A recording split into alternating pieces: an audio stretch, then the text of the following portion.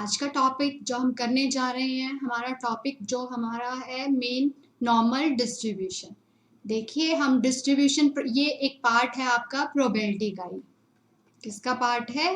Probability chapter का part है, ठीक है, नॉर्मल डिस्ट्रीब्यूशन। इससे पहले 2 कर चुके हैं। हमने अभी तक क्या किया? यहाँ पर बायनोमियल डिस्ट्रीब्यूशन किया, ठीक है। क्या क्या? बायनोमियल किया और पॉइसन डिस्ट्रीब्यूशन किया। क्या क्या? बायनोमियल और पॉइसन डिस्ट्रीब्यूशन हमने किया। ये दोनों ही डिस्ट्रीब्यूशन आपके बेस थे डिस्क्रीट, ठीक है, डिस्क्रीट रैंडम वेरिएबल पर। किस पर डिपेंड थे? डिस्क्रीट रैंडम वेरिएबल पर। ये हम पढ़ चुके हैं। डिस्क्रीट रैंडम वेरिएबल में जो आपकी वैल्यूज होती हैं डिस्क्रीट फाइनाइट होती है, 1 2 3 इस तरह से आपकी वैल्यूज होती हैं। बट जो ये नॉर्मल डिस्ट्रीब्यूशन है आपका, जो हम बात कर रहे हैं अब नॉर्मल की, नॉर्मल डिस्ट्रीब्यूशन में आपका यहाँ पर डिस्क्रीट नहीं रहता, ये हो जाता है कॉन्टिन्यूस, कंटिन्यूस रैंडम वेरिएबल। यहाँ पर कंटिन्यूस रैंडम वेरिएबल, तो यहाँ पे ये जो r है ये आपका किस में टेंस हो जाएगा, किस में कन्वर्ट हो जाएगा? x की फॉर्म में। और ये जो x की वैल्यू है यहाँ पर, ये वैल्यूज लाई करेंगी, ठीक है, वैल्यूज लाइज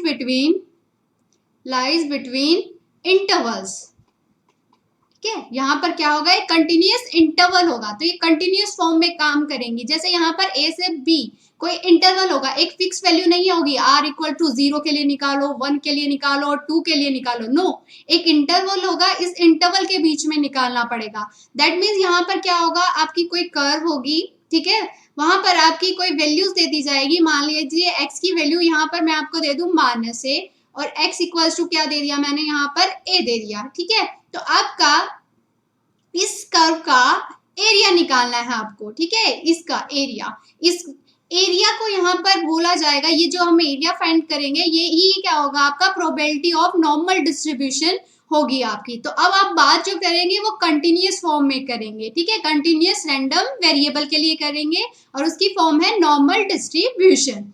तो आइए हम स्टार्ट करते हैं। नॉर्मल डिस्ट्रीब्यूशन में आपकी जो प्रोबेबिलिटी है वो किस पर निकलती है? Density function. Normal probability distribution में डेंसिटी निकालने के लिए हम जो फॉर्मूला यूज करते हैं वो फॉर्मूला हमारा रहता है 1 में सिग्मा रूट 2 पाई, ठीक है, e की पावर -1/2 इंटू में x माइनस म्यू अपॉन में सिग्मा, ठीक है।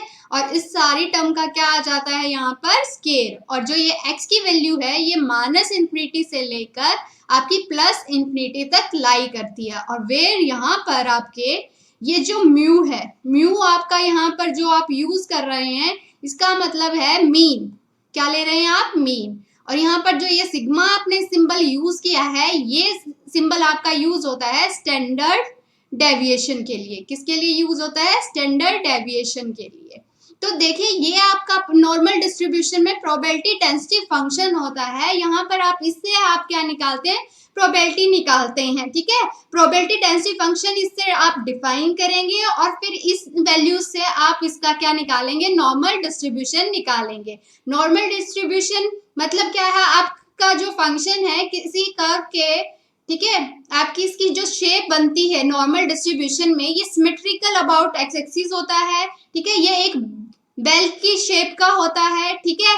देखिए यहाँ पर ये जो टोटल प्रोबेबिलिटी होती है इस फंक्शन की -इन्फिनिटी टू इन्फिनिटी, यहाँ जो टोटल प्रोबेबिलिटी होती है ये क्या होती है? 1 होती है। ये क्या होती है आपकी? 1 होती है। तो अगर ये सिमेट्रिकल है, देखिए मैं आपको ये बता रही हूँ, अगर ये सिमेट्रिकल है, ये आपकी शेप है, तो यहाँ वाले पार्ट की अगर हम बात करें तो प्रोबेबिलिटी कितनी हो जाएगी? 0.5 और इसकी कितनी होगी? 0.5 की। मतलब इसके इधर वाले पार्ट को ये लाई करेगा, इसकी प्रोबेबिलिटी 0.5 होगी और यहाँ तक आपकी प्रोबेबिलिटी क्या होगी? 0.5। और टोटल इन दोनों का समअप किसके इक्वल आ जाएगा? 1 के इक्वल आ जाएगा। तो यहाँ पर नॉर्मल डिस्ट्रीब्यूशन आप इस इक्वेशन की हेल्प से निकालते हैं। अब देखिए आपने ये चीज तो पढ़ ली, यहाँ पर नॉर्मल डिस्ट्रीब्यूशन ये होता है, ठीक है, एक डेंसिटी फंक्शन होता है। फिर उसके बाद आपकी जो नेक्स्ट टर्म आती है, यहाँ पर नेक्स्ट टर्म में आपका क्या आता है? Standard normal distribution.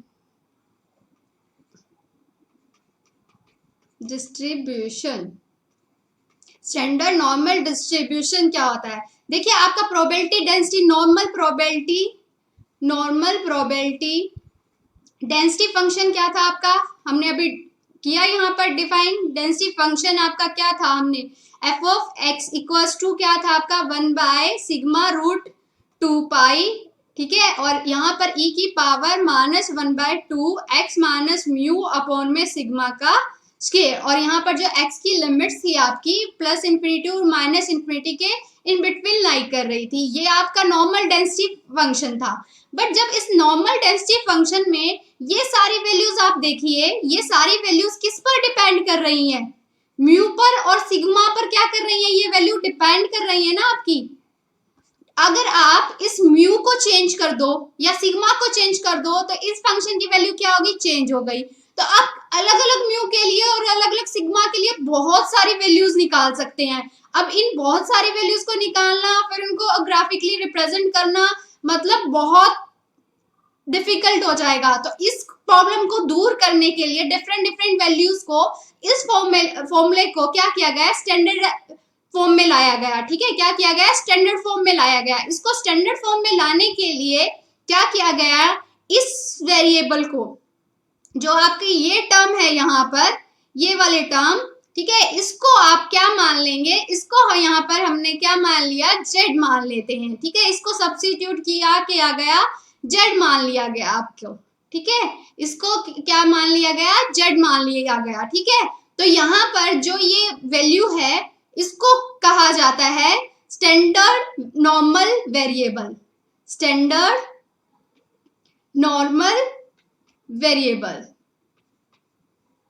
ठीक है। ये क्या हो गया आपका? स्टैंडर्ड नॉर्मल वेरिएबल हो गया, ठीक है। और यहाँ पर आपका जो फंक्शन फाई ऑफ जेड में कन्वर्ट हो जाएगा, और इस फंक्शन को डिफाइन किया गया। यहाँ पर आपकी ये जो वैल्यूज हैं, ये फंक्शन की जो वैल्यूज बनी, यहाँ पर आ जाएगा। यहाँ पर आपकी वैल्यूज जो हुई, आप मान लीजिए म्यू को क्या ले लें? 0 ले लें, और सिग्मा को क्या ले लिया आपने? 1 ले लिया, ठीक है। तो आपके जो इस फंक्शन की 1 अपॉन में क्या हो जाएगा? ये 2π, 1 अपॉन में 2π इंटू में e की पावर -1/2 जेड का स्क्वायर हो गई, जेड का स्क्वायर। और जेड की लिमिट्स भी कहाँ तक? प्लस इंफिनिटी से लेके माइनस इंफिनिटी तक ही आपकी लाई करेंगी। तो ये जो आपका फॉर्म यहाँ पर डेवलप हुआ, ये हो जाएगी स्टैंडर्ड नॉर्मल डिस्ट्रीब्यूशन। मतलब आप इसको स्टैंडर्ड फॉर्म में क्या कर रहे हो? डिफाइन कर लिया है आपने, ठीक है। तो इस कर्व को स्टैंडर्ड नॉर्मल कर्व बोला जाता है, ठीक है, स्टैंडर्ड नॉर्मल कर्व। और इसके एक डेफिनेट इंटीग्रल में अगर आप वैल्यू निकालते हैं तो उसे बोला जाता है normal probability integral, normal probability integral, ठीक है। तो अब आप इसके वर्किंग रूल्स करते हैं, हम कैसे करना है। देखिए बहुत ज्यादा थ्योरी मैं इसको डीप में आपको नहीं करा रही हूँ, क्योंकि थ्योरी नहीं आती है एग्जाम में, ठीक है। तो आइए इसका वर्किंग रूल करते हैं हम। वर्किंग रूल के लिए आपको फर्स्ट स्टेप क्या करना पड़ेगा? सबसे पहले आप डिफाइन करेंगे, ठीक है, स्टैंडर्ड नॉर्मल वेरिएट को। डिफाइन स्टैंडर्ड नॉर्मल वेरिएबल, और वो डिफाइन मैंने क्या कहा किसे है? जेड होता है वो आपका, वो क्या हो जाएगा? x माइनस में म्यू अपॉन में सिग्मा। सबसे पहले आप यहाँ ये डिफाइन करेंगे, ठीक है। और ये जो म्यू और सिग्मा है ये आपको गिवन होगा। सेकंड स्टेप में आप क्वेश्चन करते हुए क्या करेंगे? फाइंड करेंगे value of Z, value of Z, मतलब ये जो जेड की वैल्यू है ये फाइंड करनी है आपको, ठीक है।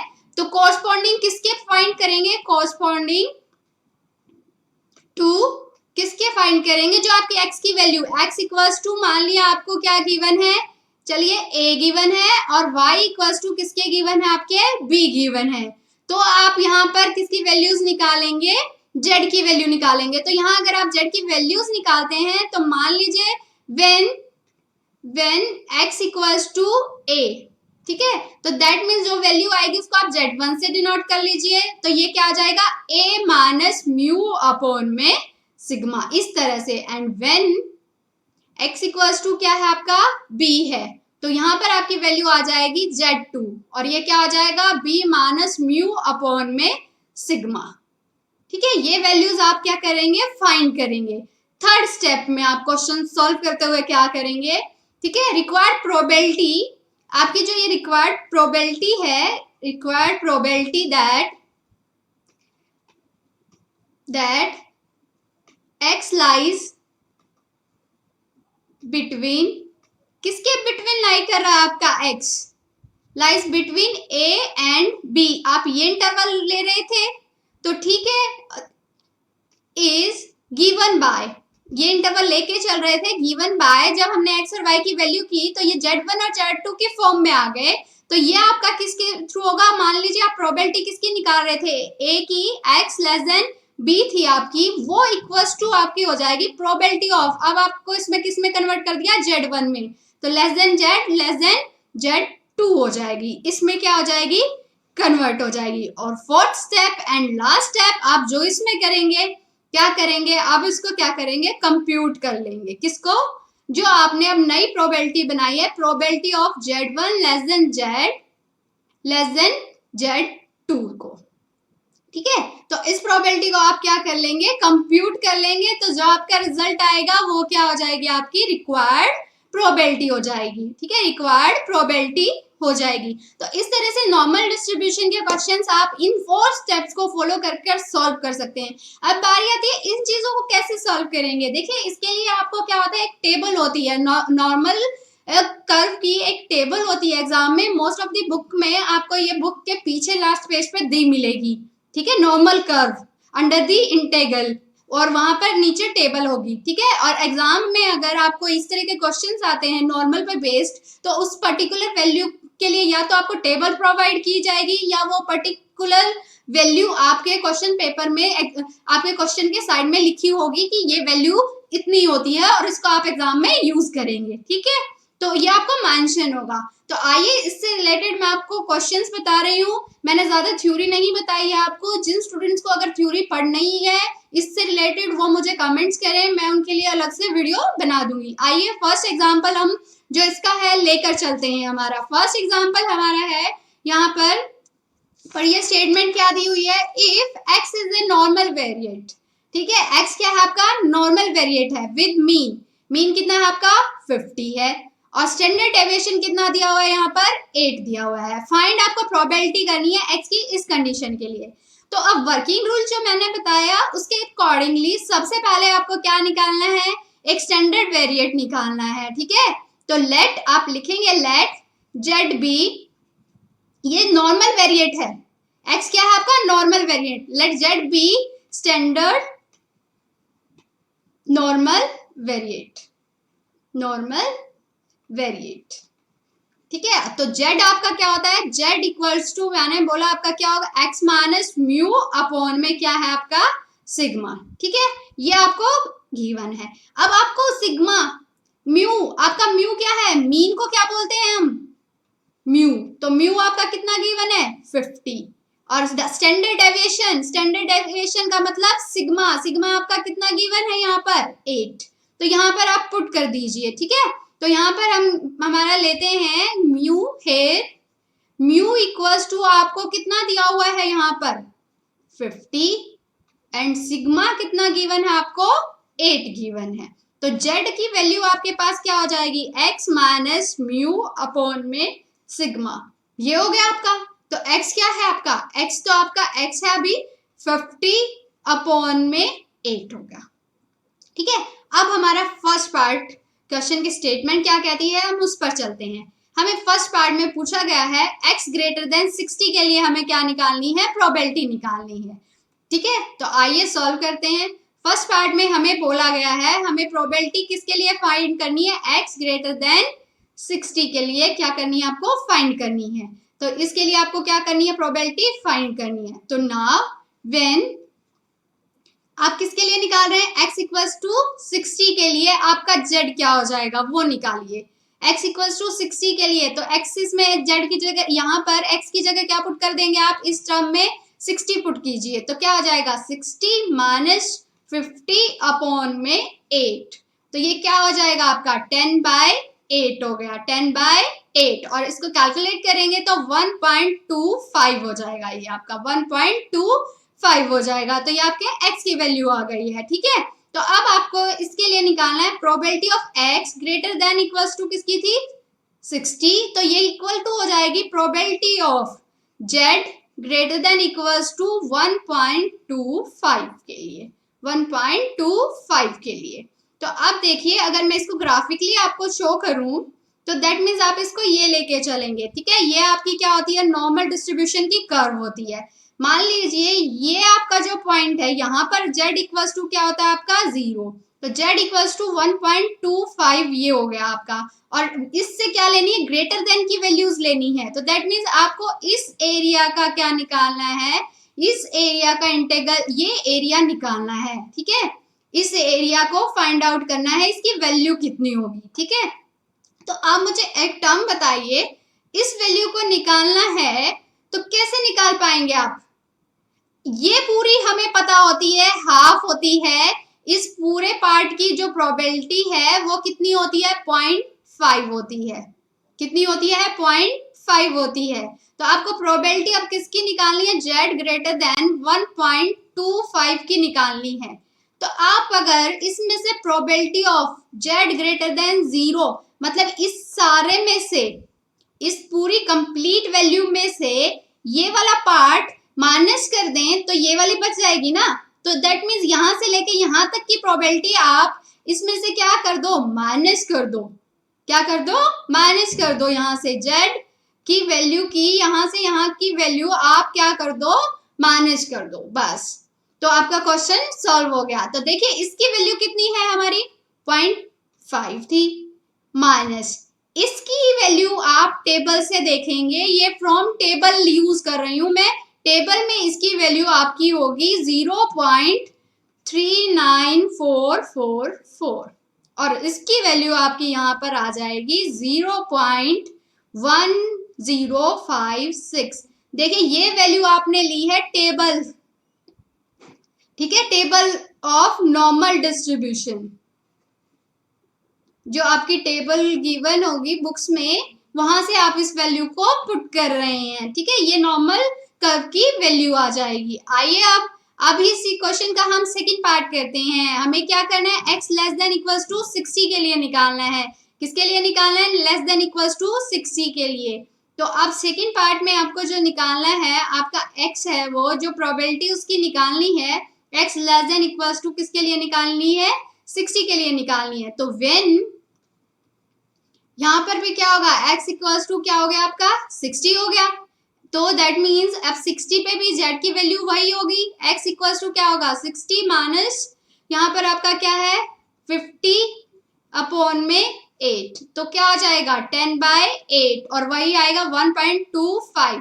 तो दैट मीन्स आपको क्या करना है, probability of x less than equals to 60 निकालना है। तो दैट मीन्स क्या होगा, प्रोबेबिलिटी ऑफ इसको z में हमने कन्वर्ट कर दिया, z की लेस देन इक्वल्स टू 1.25 में। अब वही है इसकी, अभी अगर हम कर्व बनाएंगे तो यह हमारी कर्व इस तरह से हो गई और ये वही पॉइंट हो गया हमारा। मान लीजिए z की वैल्यू ये क्या है 1.25 है और z इस पे क्या है 0 पे। तो इससे लेस देन मतलब इस एरिया की, ठीक है, इस लाइन से, जो ये लाइन है इसके इधर वाली जो वैल्यूज हैं आपकी, इसका आपको एरिया निकालना है। तो ये कब आएगा आपका, यहां से लेके यहां तक का एरिया।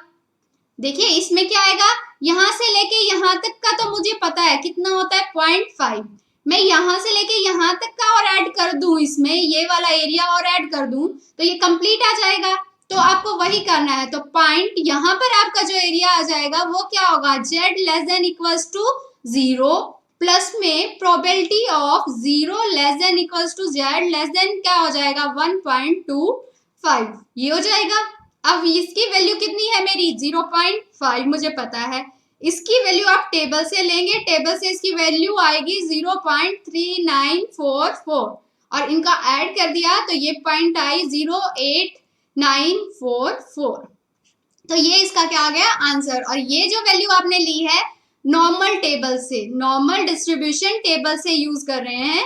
टेबल आपने इसकी या क्या की है यहाँ पर यूज की है, वहां से आप इस वैल्यू को फाइंड आउट करते हैं। हर बुक में दी होगी, वरना एग्जाम में आपको इसकी वैल्यू लिख कर दी होगी कि क्या होगी, ठीक है, नहीं तो आपको टेबल प्रोवाइड की जाएगी। आइए इसका एक और क्वेश्चन करके देखते हैं।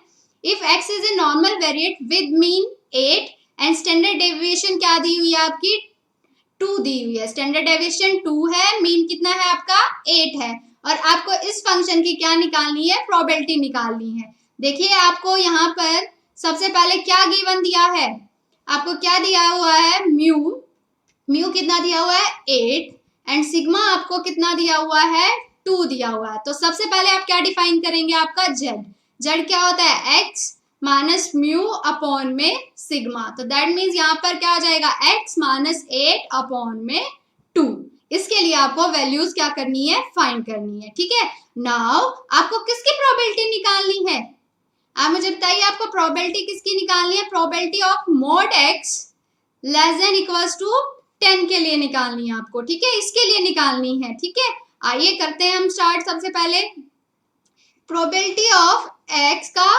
Mode less than equals to 10 के लिए निकालनी है आपको। ठीक है, 10 की वैल्यू के अकॉर्डिंग आप इसको फाइंड आउट करेंगे। पहले मुझे ये बताइए मोड हटाती हूँ मैं, मोड हटाओगे तो दैट मीन्स ये वैल्यू क्या हुई -10 से लेके x की वैल्यू लाई करेगी +10 के बीच। मोड वैल्यू को हम ऐसे ही चेंज करते हैं। ओके फाइन, ये हमने कर लिया। अब आप मुझे देखिए x की वैल्यू हमें मेंशन नहीं है कि हम x को क्या लेंगे। ठीक है, x की वैल्यू हमें मेंशन नहीं है, बट आप मुझे एक टर्म बताइए यहाँ पर x में से क्या सेपरेट किया गया है 8 है ना। तो अब अगर मैं यहाँ पर दोनों साइड में 8 सेपरेट करके लिखूं तो ये क्या होगा प्रोबेबिलिटी 10 माइनस 8 तीनों टर्म में से करना पड़ेगा ना मुझे, x minus 8 less than equals to 10 minus 8। ये कर सकते हो, हाँ इनइक्वालिटी में ये चीज पॉसिबल है। सेम चीज आप हर टर्म में ऐड कर सकते हो और सेम चीज हर टर्म में से सब्ट्रैक्ट कर सकते हो। प्रोबेबिलिटी की ये क्या कहते हैं इसमें आपका इनइक्वालिटी में ये कंडीशन होती है। तो ये कितना हो जाएगा आपका -18 less than equals to x minus 8 less than equals to कितने हो जाएगा 2। जब आपको x नहीं गिवन होगा आप इस तरह से उसको कन्वर्ट करेंगे z में। अब उसके अपॉन में क्या था मेरे पूरी टर्म की अगर मैं यहाँ चेक करूं तो यहाँ पर मेरे पास क्या है, इसके नीचे जो टर्म दी हुई है यहाँ पर मेरे पास क्या है 2। तो वहां पर भी मुझे इसी तरह का बना लूं तो 2 चाहिए नीचे। तो पूरी टर्म को किससे क्या करना पड़ेगा, मुझे किससे डिवाइड करना पड़ेगा पूरी टर्म को 2 से। तो मैं इस तरह से इसको 2 से क्या कर सकती हूँ डिवाइड कर सकते हैं ना पूरी टर्म को। तो आप कर दीजिए यहाँ पर, तो ये क्या बन जाएगा आपका -9। ये किसके इक्वल हो गया मेरा, ये मैंने क्या माना है मेरा z माना हुआ है, z था ना। तो ये z less than equals to किसके आ जाएगा 1 के आ गया। तो अब मुझे प्रोबेबिलिटी निकालनी है z की -9 से लेके 1 तक, -9 से लेके 1 तक। अब मैं अपने ग्राफ पे आती हूँ, मेरा ग्राफ बनाती हूँ मैं। ग्राफ मेरा नॉर्मल कर्व में इस तरह से होता है। मान लिया ये z इक्वल्स टू क्या है मेरा 1 है और यहाँ मेरा लाई करता है z इक्वल्स टू -9। तो मुझे इसके बिटवीन ये जो सारी वैल्यूज हैं इसकी वैल्यूज क्या करनी है, यहाँ से लेकर अगर इस कर्व को मैं अप करूँ यहाँ से लेकर यहाँ तक, तो ये मिड एरिया है, ये सारा एरिया मुझे निकालना है। ठीक है, इसकी प्रोबेबिलिटी निकालनी है। मतलब एरिया फाइंड करने के मतलब ये है कि प्रोबेबिलिटी फाइंड करना होता है। तो दैट मीन्स इस पार्ट की और इस पार्ट की मैं अलग अलग से कर सकती हूँ। देखिए जो 2 पार्ट्स में वो नेगेटिव और उसमें, तो आप पहले उसको 2 पार्ट्स में डिफाइन कर लीजिएगा। तो -5z less than equals to 0 की हो जाएगी और फिर प्लस में यहाँ पर क्या होगी 0z less than equals to 1। मतलब आपको इसमें 2 पार्ट्स में अलग अलग कर लिया। देखिए नेगेटिव में निकाले प्रोबेबिलिटी या पॉजिटिव में ये सिमेट्रिकल होती है, इधर भी तो इफेक्ट नहीं पड़ता है। तो इसको हम ये लिख सकते हैं हमारी प्रोबेबिलिटी को, क्योंकि ये सिमेट्रिकल होती है about z less than equals to 9 plus में probability of 0 less than equals to z less than equals to 1 हो जाएगी आपकी। ओके, तो अब टेबल के हेल्प से आप डायरेक्ट इसकी वैल्यू लिखिए। इसकी वैल्यू क्या हो जाएगी आपकी लेस देन इक्वल्स टू 9 की फॉर्म में, आप -9 था वहां पर आप इसकी वैल्यूज लेंगे तो वहां से इसकी वैल्यू क्या आ जाएगी 0.5 आ रही है आपकी। ठीक है, उस फॉर्म में आप इसको लेकर चल रहे हैं वेरिएट को, और इसकी वैल्यू आपको जो निकाल के आएगी वो आएगी 0.3413 और दोनों का आप सम अप करेंगे तो ये आपका आ जाएगा 0.8413। इस तरह से आपकी इस वेरिएट की क्या आ जाएगी, वैल्यू आ जाएगी और आप उसको क्या कर सकेंगे, फाइंड आउट कर सकेंगे। तो इस तरह से अगर आपको x नहीं गिवन है तो z में कैसे कन्वर्ट किया, हमने ये सीखा इस एग्जांपल में। अगर आपको x गिवन था वो हमने पीछे वाले एग्जांपल में किया। अब थर्ड एग्जांपल जो हम इसका करेंगे वो डिफरेंट है। अब आपको उल्टा गिवन है और आपको मीन और स्टैंडर्ड डेविएशन निकालना है। देखिए पिछले दो एग्जांपल में आपको mean and standard deviation given था, आपने क्या फाइंड किया था, मीन और स्टैंडर्ड डेविएशन गिवन था, आपने जेड की प्रोबेबिलिटी निकाली थी उस कंडीशन में। अब आपको प्रोबेबिलिटी गिवन है और आपको क्या निकालना है, मीन और स्टैंडर्ड डेविएशन फाइंड आउट करना है। आइए इसको सॉल्व करते हैं अब। ठीक है, सबसे पहले आपको गिवन है जो वो चीज आप देखते हैं, डायग्राम बनाना पड़ेगा इसमें पहला, क्योंकि रिवर्स में चल रहे हैं, वहां पर हम डायग्राम लास्ट में बनाते थे, अब स्टार्टिंग में बना रहे हैं हम। ठीक है, तो ये z इक्वल्स टू 0 हो जाएगा। In a normal distribution 30% of the items are under 45। Under का मतलब नेगेटिव पार्ट, ठीक है, नेगेटिव पार्ट आप लेके चल रहे हैं। ठीक है, मतलब आपकी अगर x की वैल्यू 45 है, यहाँ पर अंडर 45 है, तो उस केस में जो आपका नॉर्मल डिस्ट्रीब्यूशन है वो 31% है। मतलब इसके इधर वाला जो ये पार्ट है आपका, ये जो मैंने मार्क किया है, ये जो पार्ट है आपका, ये कितना है, 31% है, अंडर वाला। ठीक है, एंड 8% ऑफ आर ओवर 64। मान लीजिए ये आपकी x इक्वल्स टू कितना है आपका, 64 है, तो ओवर है इससे, मतलब इधर वाला ये जो पार्ट आपका है ये रिप्रेजेंट कर रहा है 8% को। किसको रिप्रेजेंट कर रहा है, आपके 8% को। ठीक है, जब आपकी x की वैल्यू 64 है तो ये कितना है, 8% है। तो आपको इस केस में क्या निकालना है, मीन एंड स्टैंडर्ड डेविएशन। देखिए अब तक क्या था, आपको ये दोनों फाइंड करने होते थे, आपको मीन और डेविएशन दिया हुआ था। अब रिवर्स चल रहे हैं, हमें कोई फर्क नहीं पड़ता, हम सेम अपना मेथड फॉलो करेंगे। सबसे पहले आप z डिफाइन कीजिए, स्टैंडर्ड नॉर्मल वेरिएट क्या होता है, x माइनस म्यू अपॉन में क्या होता है आपका, सिग्मा होता है। ठीक है, अब आप देखिए व्हेन आपको जो गिवन आप उसको लीजिए। x आपको कितना गिवन है, 45। कितना गिवन है, 45। उस केस में आपका z आपको दिया हुआ है अब। ठीक है, z1 आपकी फाइंड करनी है, आपकी वैल्यू। तो यहाँ पर फर्स्ट टर्म इसको क्या मान लें, z1 मान लें, पहली वैल्यू रख रहे हैं, इसके कोरस्पोंडिंगली z1 आ जाएगा, इसका मान लेते हैं हम z2 आएगा। ठीक है, तो x कितना दिया हुआ है आपको, 45 माइनस में म्यू अपॉन में सिग्मा। ये हो गया, ये पॉइंट आपको यहां तक क्लियर है। ओके, अब इसको इक्वेशन 1 कर दिया हमने। ठीक है, अब सेकंड हम करते हैं, व्हेन सेकंड पार्ट, जब x आपको कितना गिवन है, 64 गिवन है। ठीक है, तो आपको z2 निकलेगा, z2 कितना हो जाएगा, 64 माइनस म्यू अपॉन में सिग्मा, और इसको बोलेंगे इक्वेशन नंबर 2। ठीक है, अब बाय गिवन कंडीशन हम चलते हैं।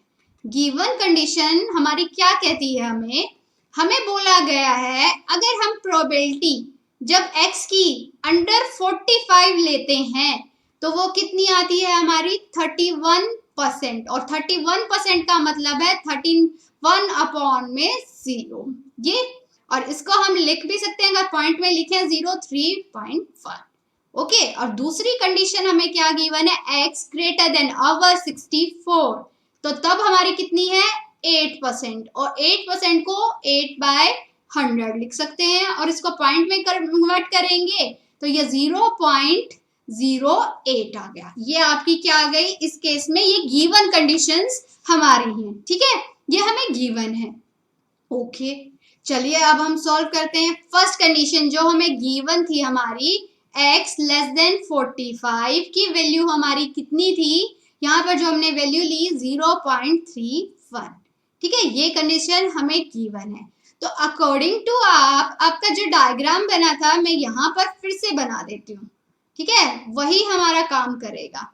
तो यहाँ पर आपका इसके इधर का एरिया जो था, ठीक है, ये एरिया आपको कितना दिया गया था, 31%। इस एरिया, और ये z इक्वल्स टू क्या था, 0। तो ये एरिया निकालने के लिए आपको क्या करना पड़ता है, मैंने आपको क्या समझाया, इस पूरे में से आप ये वाला क्या कर दो, माइनस कर दो, इसको हटा दो, तो इसका एरिया आ जाएगा आपके पास। तो ये टर्म को आप लिखेंगे कैसे, यहाँ पर प्रोबेबिलिटी ऑफ 0 से लेके z less than equals to, आप क्या करेंगे यहाँ पर, ये कंडीशन अगर आपकी आ जाए तो आप इसको क्या लिखते हैं, प्रोबेबिलिटी ऑफ, बताइए ये क्या हो जाएगी, z less than equals to 0 सारी कंडीशन, और उसमें से माइनस करेंगे probability of z less than 0 equals to 0.31, ये हो जाएगी, यही होगी ना, इधर की कंडीशन हम ले रहे हैं। तो ये वाली प्रोबेबिलिटी मेरी टोटल कितनी होती है, ये वाली प्रोबेबिलिटी जो आपकी होती है 0.5, ये होती है ना 0.5 हो गई आपकी, ये तो 0.5 हो गई। ये वाली वैल्यू आपकी, आपने वैल्यूज फाइंड आउट ही करनी है। तो z1 less than equals to z less than equals to 0 equals to कितनी है 0.31, इसको इधर ले आए, कोई फर्क पड़ेगा, 0.5 माइनस 0.31 इक्वल्स टू किसके हो जाएगा, probability of z1 less than equals to 0 हो गया। ये इसमें से माइनस किया तो ये क्या आ जाएगा आपका 0.19, ये आ गया आपका। और ये प्रोबेबिलिटी ऑफ आपकी z1 less than equals to z less than equals to किसके आ गई, 0 के आ गई। अब आपको यहाँ पर जो टर्म करनी है ये नेगेटिव में है, तो आप नेगेटिव के अकॉर्डिंग चलिए, पॉजिटिव में करना है, प्रोबेबिलिटी ऑफ, इसको आप ये लिख सकते हैं 0 less than z less than equals to, यहाँ क्या आ गया, z1 आ गया, ठीक है। z1 का क्या कर लिया मैंने, मोड कर दिया, क्योंकि वहां नेगेटिव दी हुई थी आपकी प्रोबेबिलिटी उस साइड लेफ्ट साइड की, हम राइट की निकाल देते हैं, इक्वल होता है, सिमेट्रिकल होती है ना दोनों, इसलिए।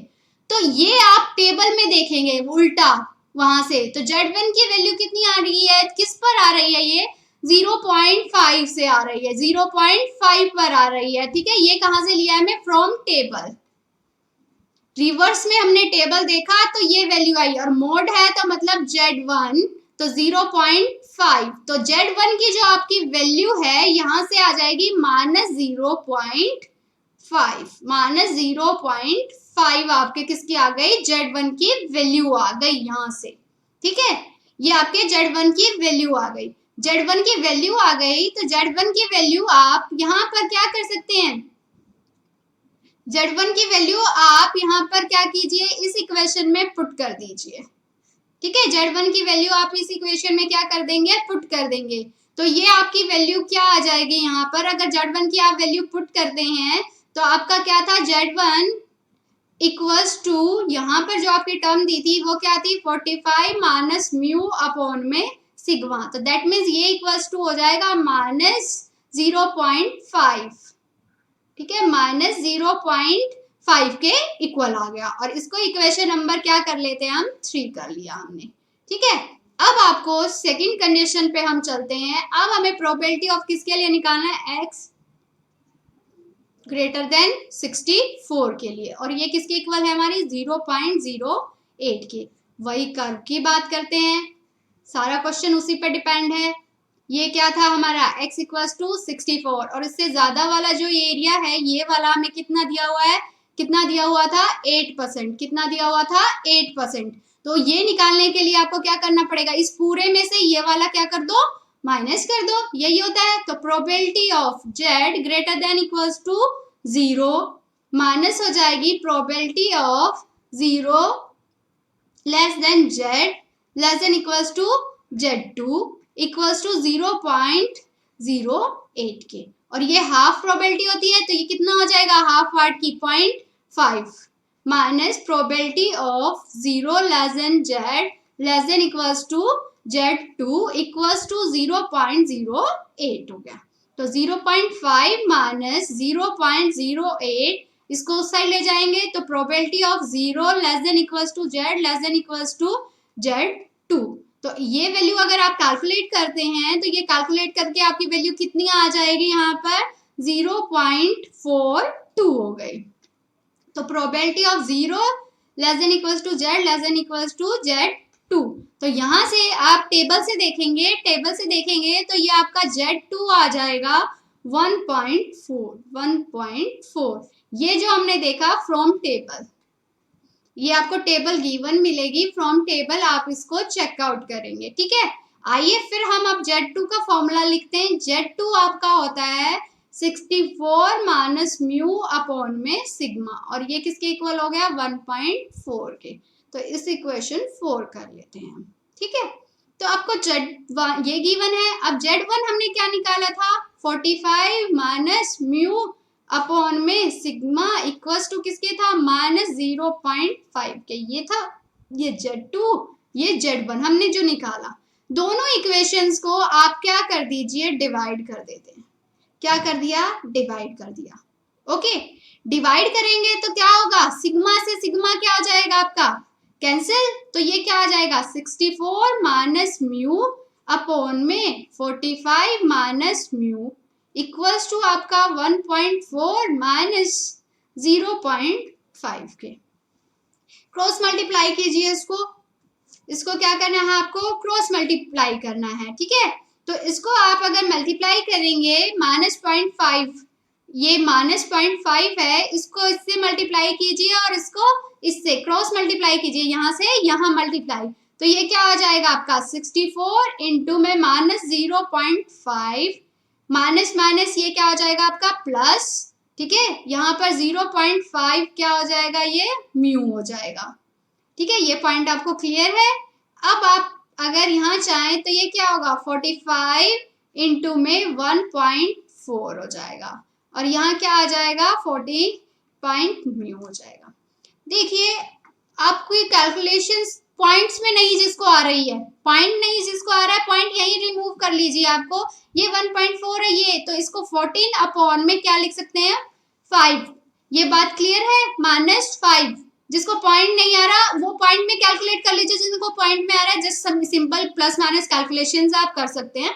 ये जिसको पॉइंट्स नहीं आ रहे हैं उनके लिए मैं बता रही हूँ। देखिए एक पॉइंट यहाँ एक पॉइंट यहाँ, 10 10 होगा, 10 से 10 कैंसिल हो जाएगा। तो आप इसको इसके इक्वल भी ले सकते हैं। तो दैट मीन्स आपका ये किसके इक्वल आ रहा है 64 माइनस म्यू अपॉन में 45 माइनस म्यू इक्वल्स टू किसके है आपका 14 अपॉन में -5 के।